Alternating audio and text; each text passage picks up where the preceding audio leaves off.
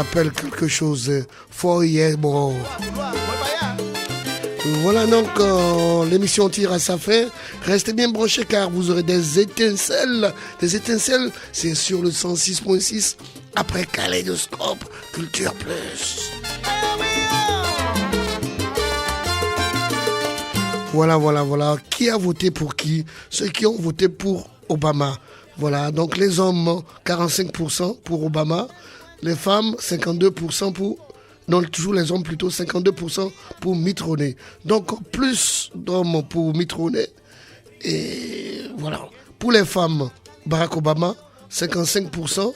Mitt Romney, 44%. Les jeunes de 18 à 29 ans, 60% pour Barack Obama. 37% pour Mitt Romney.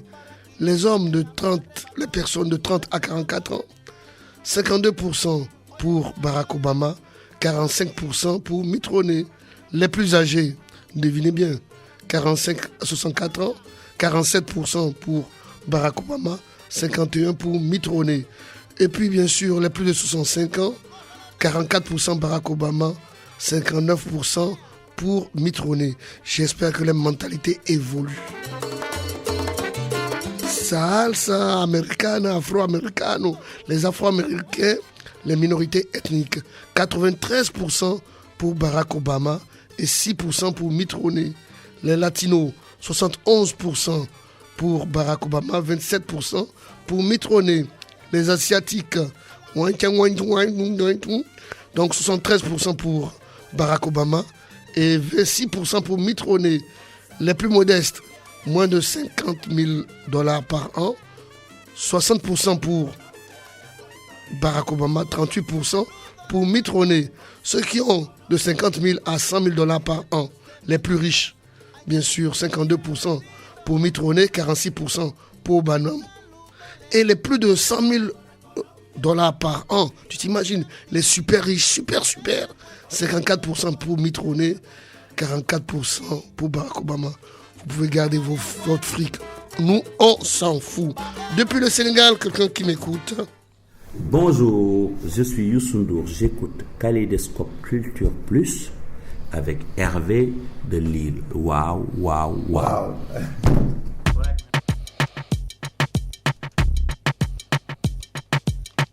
Alors, qu'est-ce que t'en penses des résultats, toi? Il y a eu une élection récemment. Oui, mais c'est ce que je viens de dire. Hein. 54% les plus riches ont voté Mitt Romney, 44%... Il y a eu combien pour Wall Street? Tu t'imagines, hein? Et les moins riches, 60% pour Barack Obama et 36% pour Mitt Romney. À croire que... Malheureusement, je pense qu'ils vont être déçus dans les années à venir. Non, il n'a plus rien à craindre. C'est ces 4 dernières années. Là, il met le paquet pour... Ah, je parle pas d'Obama, je parle de ceux des Américains en général. Hein. Et tu penses que les autres peuples, les Africains, ça va évoluer, non? Oui. Oh non, c'est pas...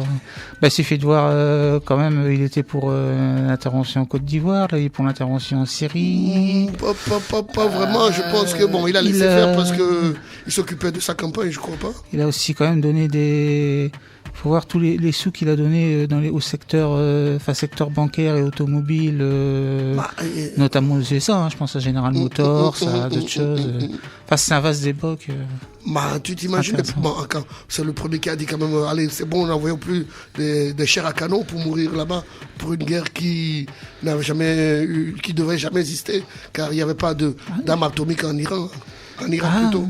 Il n'y a plus de soldats américains sur le... Oui, on va les dans le monde, on va les enlever. Ça coûte trop cher. Faites l'amour, pas la guerre. Les étincelles. Faites l'amour. Vaste programme. Merci, voilà. Donc, c'était Kaléidoscope Culture Plus. Transition avec, bien sûr, les étincelles. Restez bien branchés, car partant de froid, vous en avez besoin pour allumer ne serait-ce que votre cheminée. Plus ça pue, c'est ça, c'est sûr.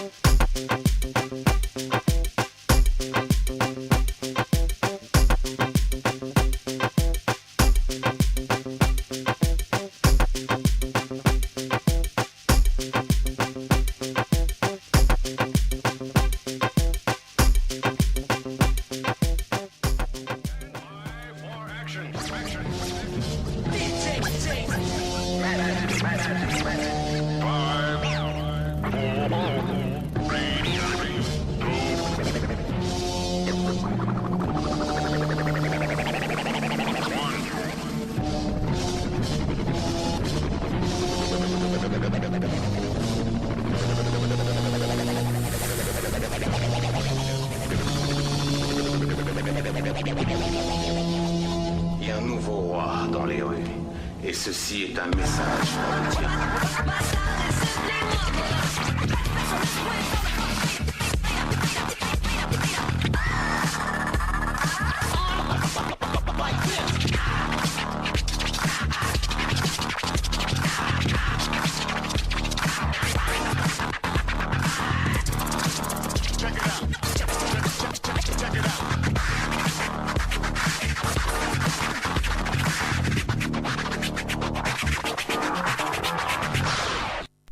Bienvenue à tous, il est 23h10, nous sommes lundi 12 novembre.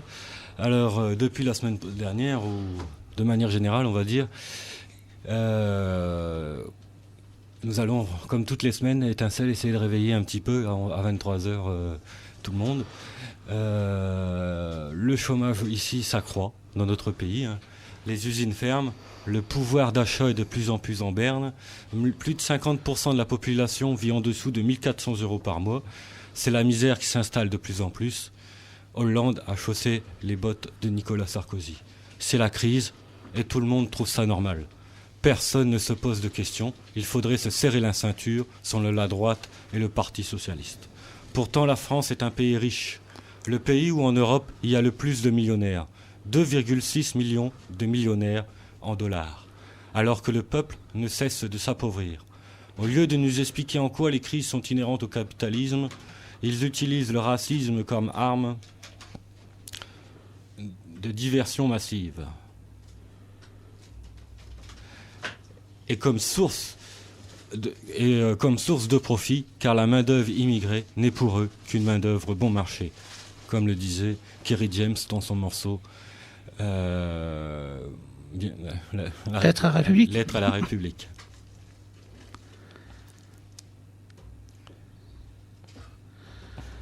Donc, effectivement, sur les crises,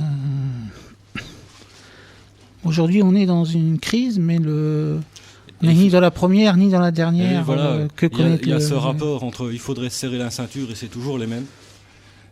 Et ces millionnaires, je rappelais ce record, ce triste record de 2,6 millions de millionnaires en dollars français en France. Et en conséquence, on laisse à quiconque exprimer son chauvinisme. On laisse les crimes et l'harcèlement de la police impunis. On laisse les identitaires s'infiltrer dans la nuit dans une mosquée à Poitiers, etc., etc.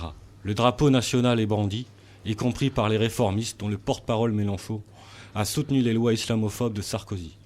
Vouloir mettre tous les travailleurs derrière le drapeau national, c'est l'assujettir à notre bourgeoisie nationale. Et ce n'est pas en se divisant, ce n'est pas non plus en se taisant sur l'islamophobie et écouter ceux qui ont voté des lois racistes par le passé et qui aujourd'hui essayent de redorer leur blason en défendant les Roms. Ce n'est pas non plus en semant l'illusion qu'il faut voter Obama parce qu'il est noir que la justice et la vérité triompheront. Notre couleur n'est pas une garantie. Quelle que soit la couleur, ce n'est pas une garantie pour être progressiste, comme l'a montré la politique menée pendant 4 ans par Obama. Une politique qui n'a en rien changé celle de Bush, puisqu'en Afghanistan, plus de morts sont morts sous la direction d'Obama que sous Bush, que la situation des Afro-Américains et des autres minorités sont loin de s'être améliorée, que l'ensemble de la population états-unienne a subi de plein fouet la politique économique de l'État américain sous Obama. Non, ce n'est pas, quelle que soit notre couleur, je le répète, ce n'est pas une couleur qui est la garantie d'être progressiste. Non, la lutte antiraciste n'est pas une lutte de race, mais une lutte de classe. Elle est l'affaire de tout le prolétariat. Et dans un pays aussi raciste, islamophobe que la France, où donc la voix d'un blanc est plus audible, il est de la responsabilité du travailleur blanc d'être avec son frère immigré ou musulman et d'être à la pointe du combat pour l'égalité des droits pour dire non à la division. Dans le cas contraire, nous serons dans la situation actuelle, assujettis à notre bourgeoisie nationale, et nous continuerons à subir la misère et cautionner des injustices. De même, les travailleurs de notre pays doivent souhaiter la défaite de la France dans toutes ces guerres injustes, comme en Syrie, car la République impérialiste française, ainsi que sa bourgeoisie, non seulement opprime économiquement et politiquement son peuple et ses minorités, mais cherche aussi à nous avilir en nous habituant à opprimer d'autres peuples. Car se soumettre ainsi aux barbaries de la bourgeoisie, ne pas remettre en cause la colonisation qui nous a conduit à la paupérisation de notre peuple, à la fermeture de pans entiers de secteurs industriels de notre pays, à l'enrichissement de notre bourgeoisie nationale aux dépens des peuples opprimés. Karl Marx disait « Un peuple qui en opprime un autre ne saurait être libre ». Et n'oublions pas son autre fameuse phrase « Les travailleurs n'ont pas de patrie », contrairement au discours puant et nationaliste entendu récemment de la bouche de Mélenchon. Non, que ce soit en France ou ailleurs, toute l'histoire du grand capital est une histoire de violence, de pillage, de sang et de boue, comme l'écrivait Lénine. À votre avis, d'où vient le record français en nombre de millionnaires, alors qu'ici les usines ferment ? Du pillage et de la barbarie dans les colonies et semi-colonies de la République impérialiste française. D'où la politique va-t-en-guerre des sociolibéraux du Parti socialiste et le silence et le refus complice des réformistes de se mobiliser contre les gains injustes. On ne peut expliquer cela que par le refus de rompre avec le capitalisme, pourtant source de tous nos maux. Comme tous les lundis, vous pourrez entendre ce genre de discours, car pour nous, c'est notre combat, c'est la justice, c'est étincelle, tous les lundis de 23h à peu près, à minuit à peu près. Il est l'heure d'arrêter de se soumettre à la bourgeoisie française et de se poser les bonnes questions, à commencer pourquoi il y a une crise, et déjà pour se poser les questions, il est temps de dire debout là-dedans, avec le ministère des Affaires populaires, groupe qui est célèbre et qui pour l'instant apparemment ces rappeurs sont maintenant en solo ou dans d'autres groupes plutôt. Donc mais excellent morceau de debout là-dedans, ministère des Affaires populaires. Debout là-dedans. Réveillons la France qui pionce.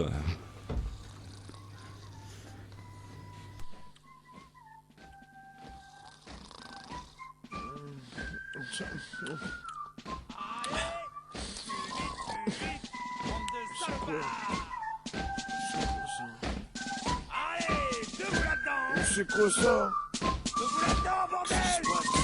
Allez, debout là-dedans! C'est quoi ce bordel? Allez, debout là-dedans! Motive tes troupes, ta clique, on lève le camp dealer. Qu'on veut pas de commentaires, que des combattants dealers. Qu'on veut pas de militaires, que des militants. Allez, debout là-dedans! Motive tes troupes, ta clique, on lève le camp dealer. Qu'on veut pas de commentaires, que des combattants dealers. Qu'on veut pas de militaires, que des militants. Les plus sceptiques, maraboutent-les. Les plus réfractaires, contaminent-les. Fais le forcing, sors la tiraille, sort les munitions, l'artillerie, paquet. Hey, campe sur des positions, bouge-les comme un LK, bouge les défenses, réveille-les. Comme Zizou réveille le stade de France. Ce soir, on vous met, ce soir, on vous met la fière. Ce soir, on vous met dans la tête une idée révolutionnaire. Mission Haïti à coups de ghetto blaster, message de paix. De Buenos Aires à Ramallah, tous solidaires. De Dakar à Jakarta, faire péter les watts comme un acte humanitaire. Pour nos voisins, nos cousins, nos petits frères. Pour les nôtres, pour nos quartiers populaires. Réveille-les et dis-leur c'est salutaire. Debout là-dedans. Motive tes troupes, ta clique, on lève le camp dealer. Qu'on veut pas de commentaires, que des combattants dealers. Qu'on veut pas de militaires, que des militants. Hey, debout là-dedans. Motive tes troupes, ta clique, on lève le camp dealer. Qu'on veut pas de commentaires, que des combattants dealers. Qu'on veut pas de militaires, que des militants. Issus d'un peuple qui a beaucoup dormi. Nous sommes issus d'un peuple qui ne veut plus dormir. Issus d'un peuple qui a beaucoup dormi. Nous sommes issus d'un peuple. Tout le monde debout. Prends ce nouveau son comme une invitation à la révolution. Comme dirait tonton, ils nous prennent pour des cons. Ils nous endorment, nous embrigadent, nous prennent pour leur pantin. Ah c'est bon, assez soupé de leur baratin. Leur guerre de civilisation, leur fagnon, leur salade. Et choisis-ton camp camarade, Washington ou Islamabad, ça me rend malade. Et on peut pas y échapper. Partout, à la radio, dans les journaux, à la télé. Mais c'est quoi ce monde bordel? En tout cas je suis pas de la partie. Trop jeune pour mourir, trop vieux pour ces conneries. Tous ces politicards, ces soldats, ces jobards, s'ils viennent nous chercher, on saura les recevoir. Hey, debout là-dedans. Motive tes troupes, ta clique, on lève le camp dealer. Qu'on veut pas de commentaires, que des combattants dealers. Qu'on veut pas de militaires, que des militants. Hey, debout là-dedans. Motive tes troupes, ta clique, on lève le camp dealer. Qu'on veut pas de commentaires, que des combattants dealers. Qu'on veut pas de militaires, que des militants. Y'a urgence, faut qu'on se rassemble, qu'on se mobilise, on s'organise, réalise, qui serait temps qu'on dramatise. En bas de chez Watt, y'en a qui crèvent la dalle. Ça se part en live et les chances sont inégales. Y'a plus de repères, les minots sont du père. Le climat est tendu, on se croirait en état de guerre. Le message, c'est pour toi, toi, toi. Motive ta clique, ton clan, ta familia. Fais trembler les murs, vibrer les persiennes. Ça bounce, faya, de Lille à Marseille. Monte la sauce, les passeux, faut que tu les traumatises. Balance, fais péter leurs oreilles, tu les brutalises. Comme des sales gosses, comme des sales gamins. Réveille-les, réveille tes voisins. Dis-leur que c'est le map, dis-leur que ça tape. Dis-leur à ta façon, voilà c'est de la patate. Hey, debout, debout là-dedans. Motive tes troupes, ta clique, on lève le camp. Dis-leur qu'on veut pas de commentaires, que des combattants. Dis-leur qu'on veut pas de militaires, que des militants. Hey, debout, debout là-dedans. Motive tes troupes, ta clique, on lève le camp. Dis-leur qu'on veut pas de commentaires, que des combattants. Dis-leur qu'on veut pas de militaires, que des militants. Hey, debout, debout là-dedans. Motive tes troupes, ta clique, on lève le camp. Dis-leur qu'on veut pas de commentaires, que des combattants. Dis-leur qu'on veut pas de militaires, que des militants. Hey, debout, debout là-dedans. Motive tes troupes, ta clique, on lève le camp. Dis-leur qu'on veut pas de commentaires, que des combattants. Dis-leur qu'on veut pas de militaires, que des militants. Sur Radio Campus 106.6 et sur www.campuslille.com, c'était Debout là-dedans de MAP. Voilà, si vous voulez vous réveiller, si vous voulez aussi, vous en avez marre de tout ce qui se passe, de la misère qu'on nous fait subir, de tous ces racismes et toutes ces barbaries dont nous parlons malheureusement presque une fois toutes les 2 semaines, voire même parfois toutes les semaines.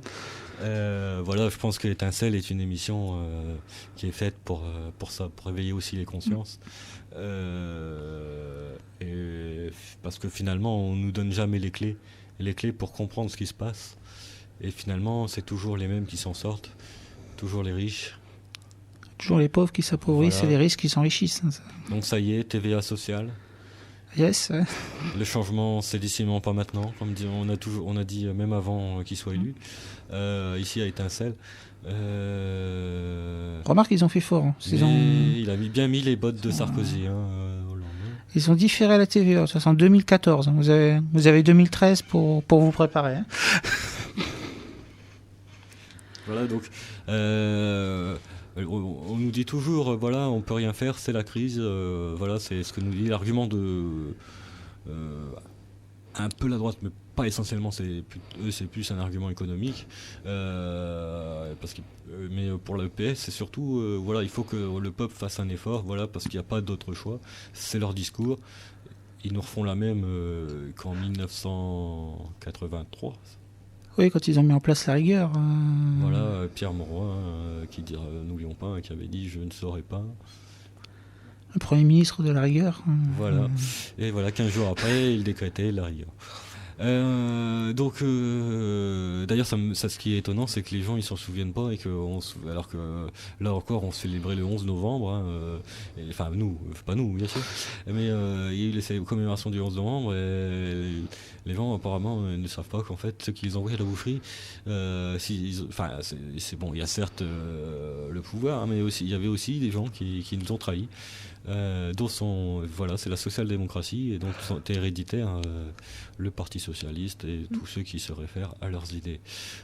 Sachant qu'effectivement on n'a rien à célébrer de cette guerre, étant donné que c'était contrairement à la Seconde Guerre mondiale, hein, on parle bien de la Première Guerre mondiale, c'était une guerre inter-impérialiste entre les différentes puissances européennes pour avoir des nouveaux territoires et plus de richesses. Donc les ouvriers, eux, ils ont été à la mort pour rien. Hein.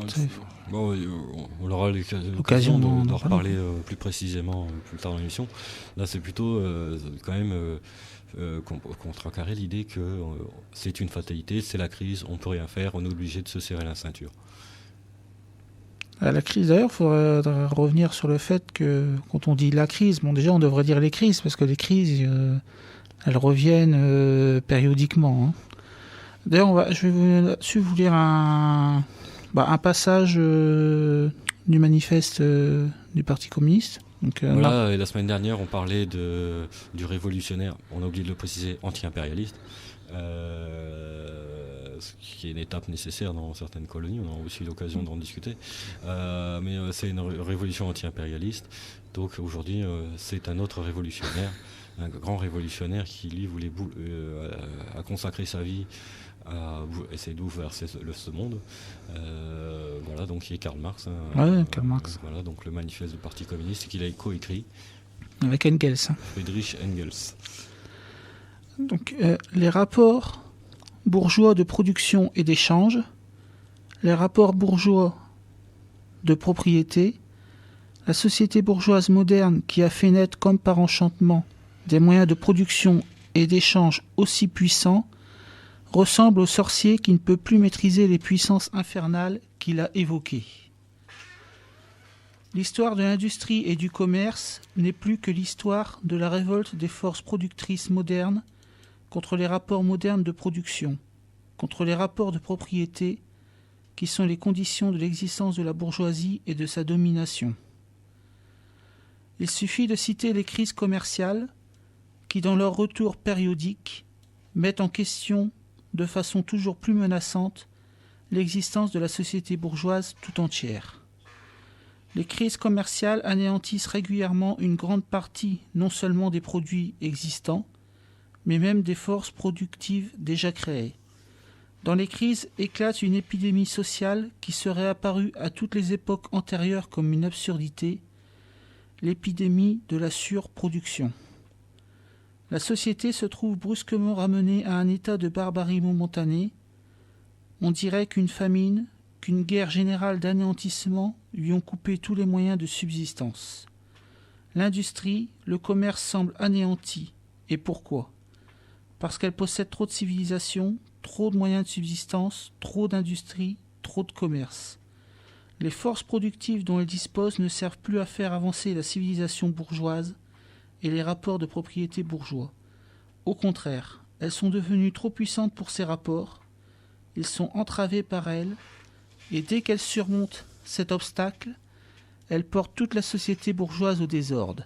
Elles mettent en péril l'existence de la société bourgeoise. Les rapports bourgeois sont devenus trop étroits pour contenir la richesse qu'elles ont produite. Par quels moyens la bourgeoisie surmonte-t-elle les crises ? D'une part, par l'anéantissement forcé d'une masse des forces productives, d'autre part, par la conquête de nouveaux marchés et l'exploitation plus poussée des anciens. Par quels moyens donc ? En préparant des crises plus étendues et plus violentes, et en diminuant les moyens de les prévenir. Les armes dont la bourgeoisie s'est servie pour abattre la féodalité se tournent maintenant contre la bourgeoisie elle-même. Donc en fait, dans ce que nous dit Marx nous dit que par les rapports bourgeois et que par l'accumulation du capital, puisque les capitalistes n'ont qu'un objectif, c'est toujours de plus en plus accumuler de capital, on en arrive à créer de la surproduction, on en arrive à avoir donc des crises qui sont cycliques. Donc généralement, à l'époque de Marx, il disait qu'à peu près tous les 7 ans, il y avait une crise. Et donc, ce que produisent ces crises, il y a des marchandises qui doivent être détruites, il y a des ouvriers qui se retrouvent au chômage.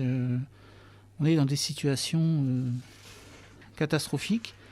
Et forcément, la bourgeoisie, elle, pour sortir de ce système, elle est obligée de retrouver des nouveaux marchés, donc par exemple en intervenant à l'extérieur. Tu es en train de nous dire que, en fait, deux choses que je pense à souligner quand même importantes aujourd'hui, que j'ai compris que récemment. Mais c'est d'un côté que le capitalisme est un système où il y a forcément des crises. Déjà, c'est une chose. Donc, c'est quelque chose. Est-ce que, donc, derrière ça, il y aurait une question, c'est si le capitalisme est forcément des crises, est-ce qu'ils ont raison de dire qu'il faut se serrer la ceinture ? Ça, c'est une question. Et l'autre aspect, c'est donc ces crises entraînent la création de chômage. Donc, le chômage n'est pas quelque chose de fabriqué, c'est quelque chose qui est inhérent au système capitaliste. Ah oui, c'est inhérent.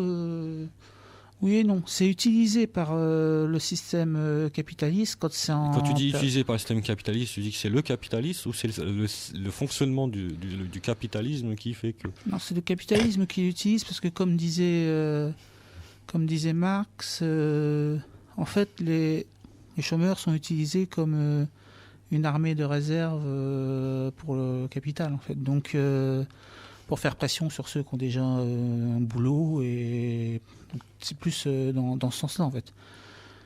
Parce qu'après, le chômage, puis il y en a aussi en période de non-crise, mais en période de crise, c'est forcément aggravé, quoi. Puisque quand c'est en période de crise, le capitalisme est obligé de... C'est un peu comme un jeu de destruction et de reconstruction, où en fait le capitalisme perd à cause de sa manière folle d'agir, il perd une partie de son capital, et donc pour à nouveau réinjecter du capital, il est obligé de vers sur des nouveaux marchés. D'où par exemple, comme on a eu donc à la fin des années, dans les années 1800, quand il y avait donc des crises très violentes, le capitalisme était en crise, le capitalisme a utilisé, le capitalisme a fait ce qu'on appelle la colonisation. Donc ils ont été colonisés des pays pour pouvoir justement avoir de nouveaux marchés, avoir de nouvelles richesses. Après, il y a ces moyens-là. Après, il y a d'autres moyens. Il y a la guerre. Il y a plusieurs moyens qui font que pour se reconstruire, quoi. Mais les crises reviennent de toute façon toujours de manière cyclique. Et à un moment donné, c'est un peu un système qui se mord la queue, puisque au final... Sauf pour les riches. Sauf pour les riches, mais le système en lui-même fait que le capitalisme, dans une de ses contradictions, c'est qu'il est tout le temps en crise. En fait, quand on dit une crise comme ça, en dehors des crises, sans crise, il n'y aurait pas non plus de capitalisme. Ça, c'est mon point de vue. Hein. Donc, ça veut simplement dire qu'en fait, il faut sortir du capitalisme si on ne veut plus avoir à subir le chômage, par exemple. Oui, puisque comme le capitalisme produit toujours davantage, on en arrive forcément, au bout d'une certaine période, à une surproduction, et donc automatiquement on arrive en crise, et après ça redémarre, et ainsi de suite, quoi. C'est cyclique, ça revient périodiquement, puisque le capitalisme n'a qu'un seul objectif, c'est l'accumulation des richesses. Ou le capital, c'est les richesses. Donc à un moment donné, ça craque, ça redescend, ça remonte, c'est toujours... toujours dans le même cadre que... À moins que tu aies encore quelque chose à dire sur le sujet. Toujours dans le même cadre. De toute façon, tout ça est lié, évidemment. Dans le cadre de ce que tu viens de décrire, il y a le capitalisme français. Je ne dis pas que cette façon de fonctionner est le seul pays qui l'a fait, mais c'est, comme je disais dans mon introduction, le pays où il y a le plus de millionnaires. C'est donc que la France est un pays riche. Et pourtant, son peuple ne cesse de s'appauvrir, y compris les minorités dans ce pays.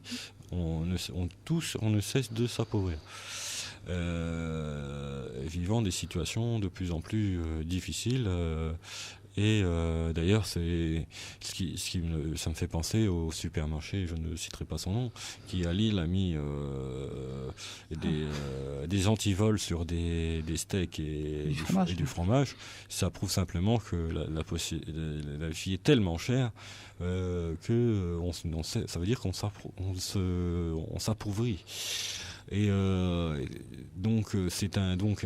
alors comment font-ils pour avoir de l'argent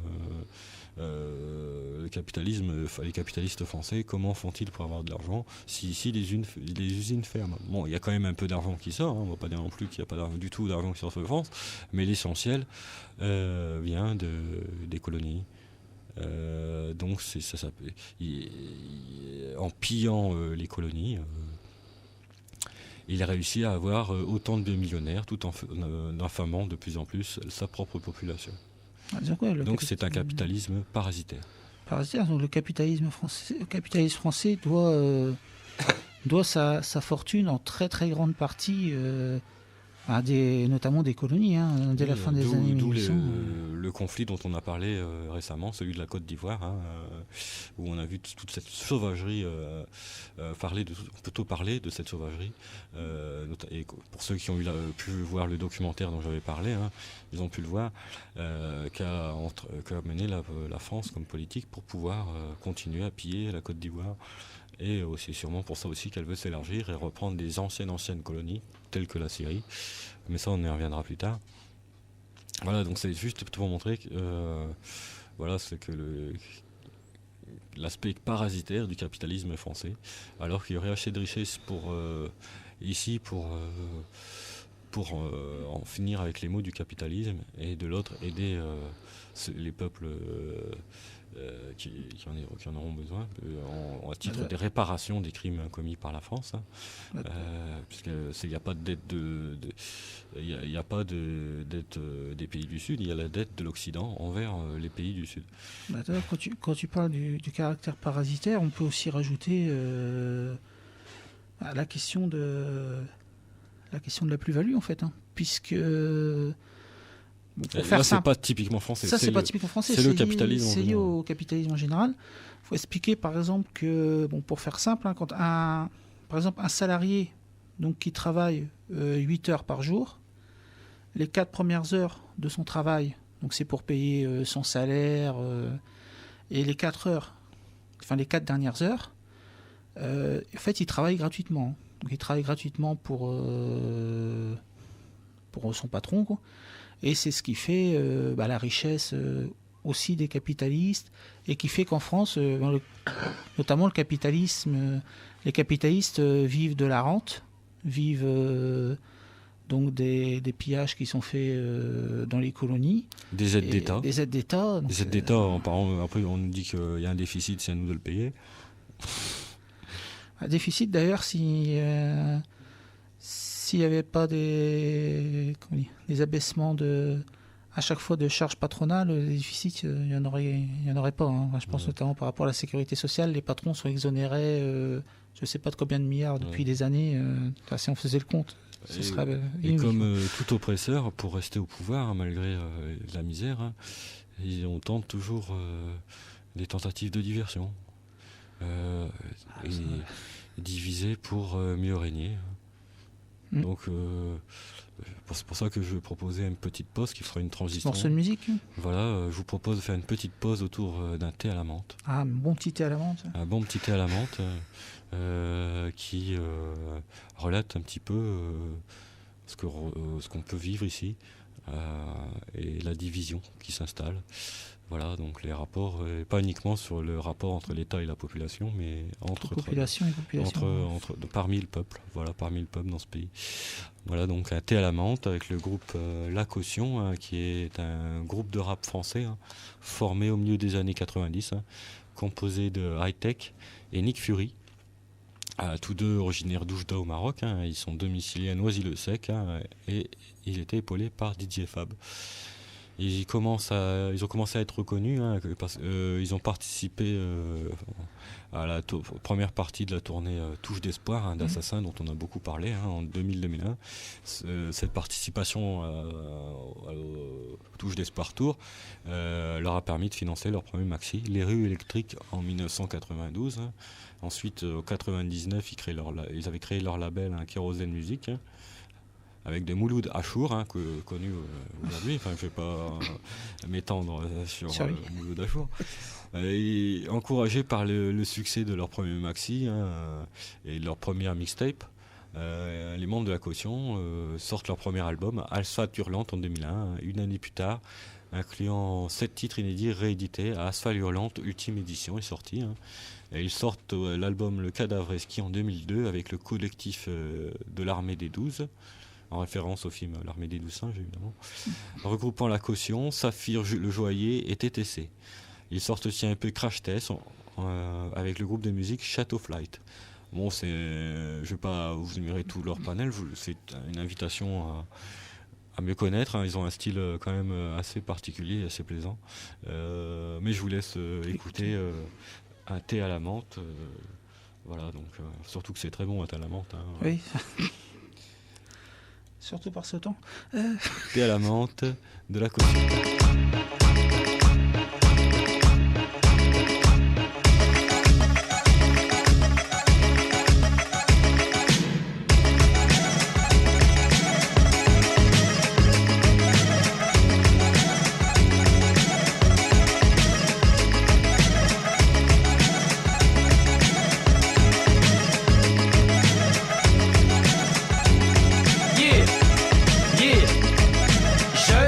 Souvenir d'une Madame Nicole, un street qui pensait qu'un boulot n'était pas fait pour l'école. Je portais un velours troué, des bottes rouges en plastique, une cagoule en laine, un chandail ou des plaies baskets. Le coiffeur ne savait même pas encore que j'existais. Mais sois sûr que le premier qui nous a vu s'est désisté. Pourtant jeune et innocent, la mort volait s'inclinait. On squatte le bac à sable avec ce sable et nos idées, afin de faire du vandalisme, même sans le savoir. Nos parents n'ont pas, donc on erre sans avoir. Après nos voisins de gros racistes, je le précise, nous étions mal élevés, leur berger allemand mieux dressé. Moi j'y crois pas, d'ailleurs j'y ai jamais cru, car parental est le seul amour que j'ai jamais vu. Donc pour pas se vénère, ce qui met à la menthe les vertus du nène, donc du thé à la menthe.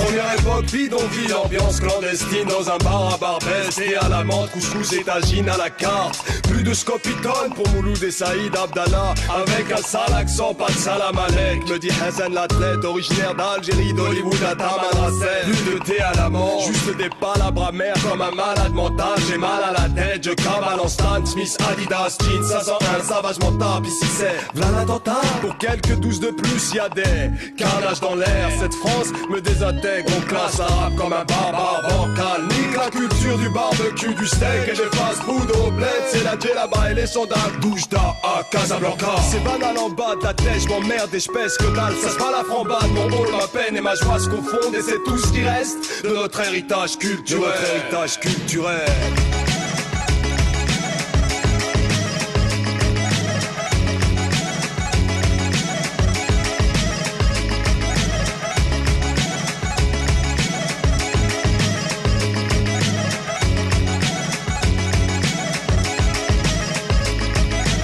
Adolescence, Nastase et 500, un pento, cassette de fond, quel daron 505, mais 20 le mot, problème avec un grand P, face auquel tout le monde a tremblé ou rampé. Après l'innocence, le pessimisme s'est ancré, quand l'incandescence, le droit chemin s'est cambré. Je lui ai tendu la main et le bonheur m'a crampé. Genre seul l'argent et l'honneur peut me rendre vrai, mais ici on peut t'accuser de choses que si t'avais fait tu te pendrais. Il leur faut un arabe, un noir, ce que tu veux, bref du concret. On a eu la chance de ne jamais se prendre au sérieux, côtoyer le vice sans jamais faire le saut périlleux. Modelant, notre vie loin du saut de l'ange. À l'école, nouveau tour contre l'albatros de Baudelaire. On s'est retrouvé dans le rap contre toute réelle attente. La recette, sampleur, stylo était à la menthe.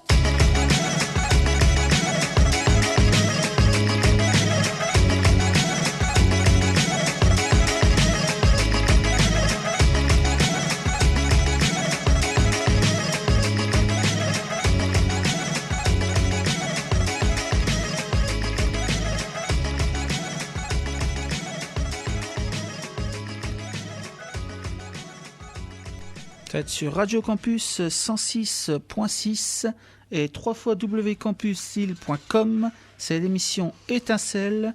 C'était Thé à la menthe de La Caution. Un super morceau de rap, comme vous avez entendu. C'est encore un groupe qu'on n'avait pas encore diffusé, mais il mérite d'être connu. Oui, c'est clair. Déjà un son particulier, puis une manière d'écrire qui est particulière aussi. Et qui fait toujours plaisir que des jeunes comme ça aient pu devenir de tels poètes. À leur manière, dans le sens du hip-hop. Voilà, pour introduire, je pense, cette deuxième partie d'émission, je voudrais faire une petite citation d'un historien qui s'appelle Abdelatif Rabat. J'ai trouvé ça dans Le Cri de la colère, le journal de l'association Entraide Culture Solidarité Lille. Donc c'est un commentaire par rapport au film anti-islam dont nous avions déjà parlé ici. Oui, il y a quelques temps. Mais ça illustre bien notre propos, je pense. Donc même si c'est pas aujourd'hui, on n'en parle plus spécialement de ce film, mais tout ce qu'on dit en ce moment, c'est la même chose. Donc ce que disait Abdelatif Rabat, c'était le film anti-islam réalisé en Californie, aux USA, n'en a pas moins assumé sa mission, détourner le temps d'une hypnose islamophobe de masse, l'attention de l'opinion publique occidentale, des conséquences sociales chaque jour plus dramatiques du fiasco des politiques libérales.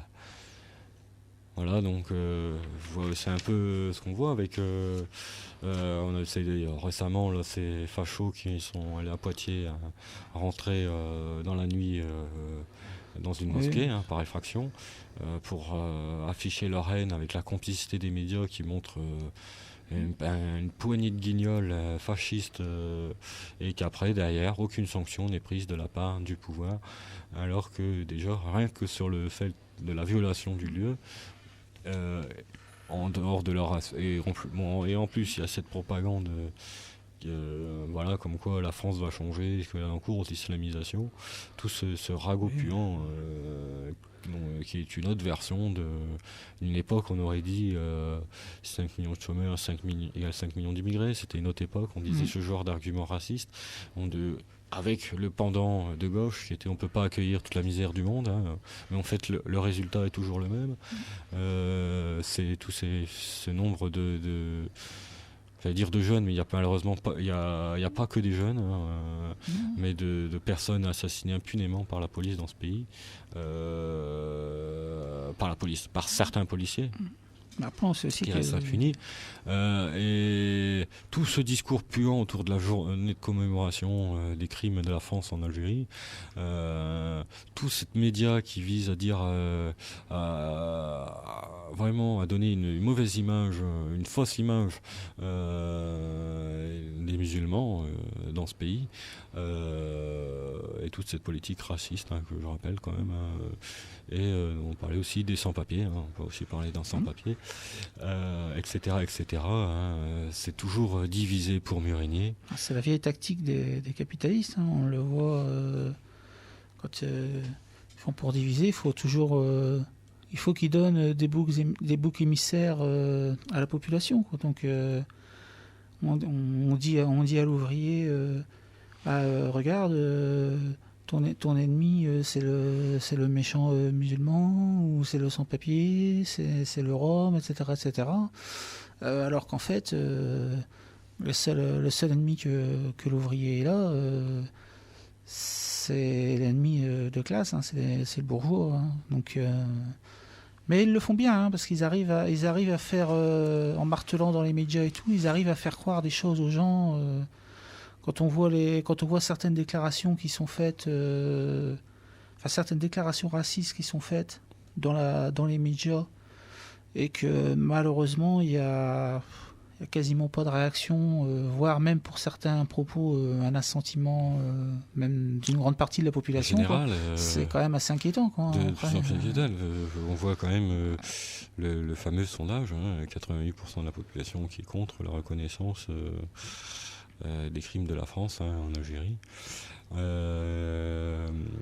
Donc le sondage dont on parlait de la semaine dernière, cette situation est de plus en plus affolante, et puis il y a quand même que ça vienne de la bourgeoisie, c'est l'oppresseur, c'est la logique, il faut les combattre, je ne dis pas que c'est bien ou machin, je dis bien sûr qu'il faut les combattre, mais quand on voit ceux qui sont à la tête des luttes syndicales, quand on voit les partis de gauche, y compris ceux qui ne sont pas au gouvernement, d'ailleurs il y a là où finalement que ce soit un silence complice, ou carrément un appel à se mettre derrière le drapeau bleu, blanc, rouge, en fait, et qu'il faut combattre pour empêcher que la France ne soit plus la France éternelle. Ce grand discours qu'on a un peu démonté il y a 2 semaines, en fait, c'est un discours qui nous mène à la défaite, puisque c'est un discours qui nous met derrière la bourgeoisie française. D'ailleurs, et en opposition, même si c'est un silence, en opposition avec des travailleurs dans notre pays, mais qui n'ont pas qui sont pas français, mais qui l'intérêt c'est d'être tous ensemble. Et surtout dans une nation oppresseuse telle que la France, c'est au travers blanc d'être à la pointe de ce combat pour l'égalité des droits. Il doit être aux côtés de nos frères, on doit être ensemble avec nos frères immigrés, quelle que soit leur religion d'ailleurs, pour lutter contre la bourgeoisie, y compris la bourgeoisie française. Cette bourgeoisie française qui a sali le nom de France, qui l'a sali par ses guerres, par ses oppressions ici, ailleurs, par ses crimes, etc. Je rappelais en introduction une célèbre phrase d'un autre révolutionnaire, on parlait de Sankara, après tu as parlé de Marx. Moi j'ai légèrement parlé à la fin de mon introduction de Vladimir Ilyich Ulyanov, plus connu sous le nom de Lénine, un dirigeant du parti bolchevique. Comme quoi, en fait,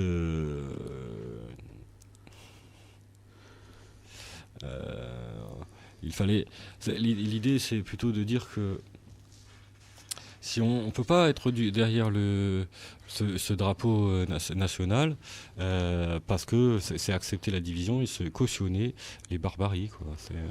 Et l'histoire du capital, c'est que ça, c'est que des crimes, du pillage, des barbaries. Donc donc c'est la citation, c'est toute l'histoire du grand capital est une histoire de violence, de pillage, de sang et de boue. C'est tout à fait ça, et que ce capital d'ailleurs soit français ou pas français. Oui, d'ailleurs, il nous infective son venin, soi-disant qu'il faut se mettre dans son drapeau rouge, bleu, blanc, rouge, je veux dire. Bleu, blanc, rouge. Il faut se mettre derrière ce fameux drapeau bleu, blanc, rouge, mais faire voter leurs députés socialistes, Front National et droite au Parlement européen un dispositif qui permet aux produits états-uniens, le marché transatlantique. Voilà, transatlantique, ces patrons qui produisent à l'étranger, qui pillent à l'étranger et qui ferment les usines ici. Voilà, c'est ça en réalité. Et ils ont sali le nom de la France. Ce nom, et aujourd'hui ce qu'il faudrait c'est renverser ceux qui sont la France, c'est-à-dire cette bourgeoisie française, et faire de ce pays un pays révolutionnaire. Puis de toute façon, même comme le disait Marx, les travailleurs ils n'ont pas de patrie, quoi. La seule chose qu'ils ont à détruire, c'est leur chaîne, et puis chaque ouvrier, son adversaire, c'est sa bourgeoisie nationale, quoi. En France, dans le cadre national français, l'adversaire de l'ouvrier français, c'est la bourgeoisie française, quoi. Il y a pas de... Tout impérialiste est son ennemi, mais son ennemi principal, là où il lutte au quotidien, c'est son propre impérialisme, puisque c'est lui qui le met au chômage, c'est lui qui machin, etc. Qui le fait vivre la misère, etc. Et c'est lui qui veut qu'on le soutienne pour ses barbaries. D'ailleurs, ça explique. Pour revenir à la crise, c'est ce qu'on disait tout à l'heure. Ici, on la misère. Là-bas, les riches pillent. Et d'où on comprend mieux la politique de Sarkozy, même des prédécesseurs, et aujourd'hui de François Hollande, son engouement pour aller soutenir les barbares, les mercenaires, les fascistes qui essayent de renverser leur légitime en Syrie. Là même au Mali, on s'apprête à bombarder, alors que ça va amener encore une nouvelle catastrophe humanitaire, déjà annoncée, y compris par les tribus libyennes qui étaient proches du résistant Kadhafi, qui sont allés se réfugier au Mali. En Algérie, il y a des voix qui commencent à s'élever pour dire non à Bouteflika, et à sa complicité avec la France. voilà, donc et on voit aujourd'hui le fameux printemps arabe qui a ramené quand même un président en Tunisie qui soutient la politique française de bombardement. Rappelons quand même. Qui en plus c'était intégriste. Et c'est facile. Pour pas arranger les choses, qui en plus c'est facile après de s'enorgueillir de fausses valeurs. Comme disait Kerry James, ils ont que les mains blanches dans leurs mensonges. 60 000 morts en Libye. Sous les bombardements. Quand est-ce qu'on fait un bilan des interventions impérialistes? Qu'est devenu le Kosovo? Qu'est devenu l'Irak? Que va devenir la Syrie? Qu'est devenue la Côte d'Ivoire? Etc., etc. Il faudra un jour faire ce bilan et arrêter de croire que la France a cette horobole sur la tête, comme quoi elle a des valeurs supérieures. La réalité est tout autre. Elle se fait passer défenseur des droits de l'homme, défenseur de la paix. Eh bien, il y a ici des gens qui ont compris cela et qui le dénoncent. Notamment Sinsemilla. Notamment Sinsemilla, à travers son morceau Défenseur de la paix, qui illustre un petit peu notre propos. Hein. Ils se disent défenseurs de la paix, hein, mais ils arment partout le monde, hein, etc. etc. Je vous laisse plutôt écouter, hein, c'est plutôt... Défenseur de la paix... Sinsemilla. Ce sont les artistes.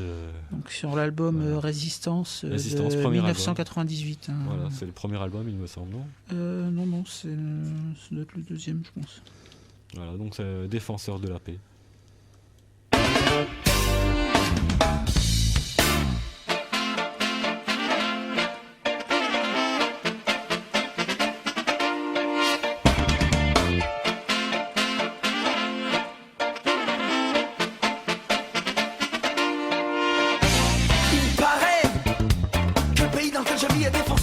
Il paraît que pour stopper les bombes sur la France on peut compter. Derrière la bannière étoilée. Ces gens travaillent pour l'amour à travers le monde entier. Mais défenseurs de la paix, ils se disent avec la justice. Ils se disent défenseurs de la paix. Ils se disent. Hey, qui construit? Qui construit? Mais qui construit ces armées? Responsable de tant de larmes. Qui construit? Mais qui construit ces armes? Qui construit? Hey, la France construit.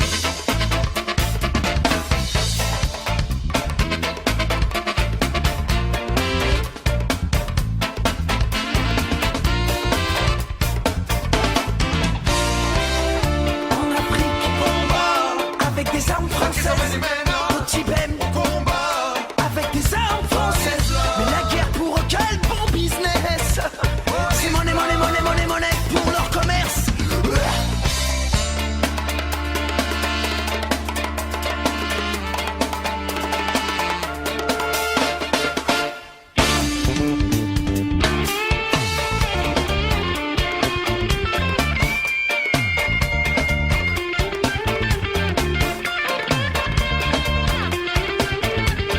Qui construit?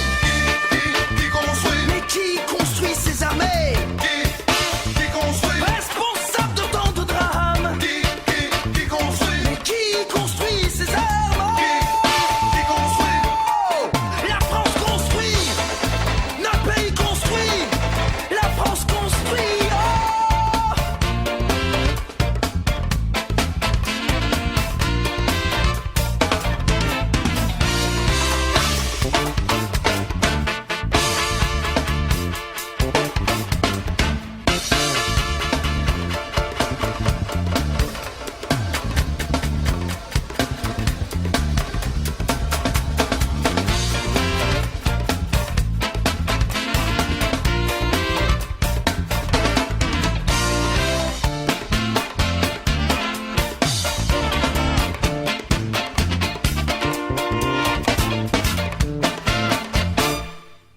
C'est toujours sur Radio Campus 106.6 et www.campusstyle.com.